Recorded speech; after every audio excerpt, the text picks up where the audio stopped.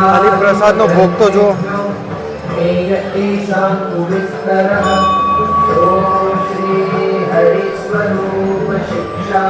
તો હું આવ્યો છું પોઈચા અને આ છે પોઈચાનો સરસ ગેટ. ચલો અંદર જઈને જોઈએ કેવું છે. અહીંયાનું સૌથી મોટું કળશ, સૌથી નટખટ આપણા કૃષ્ણ ભગવાન. અહીં દેવો હારમાળા લઈને તમારું સ્વાગત કરે છે. અને આ છે નીલકંઠ.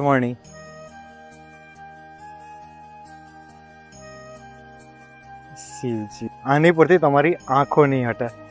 નટરાજ ફાઉન્ટેન. સિક્કો નાખીને પોતાની વીસ માંગે છે.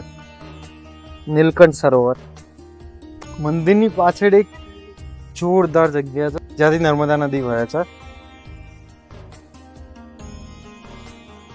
અત્યારે તો પાણી નથી, પણ ખાલી વિચારો જ્યારે પાણી હશે ત્યારે નજારો કેવો હતો.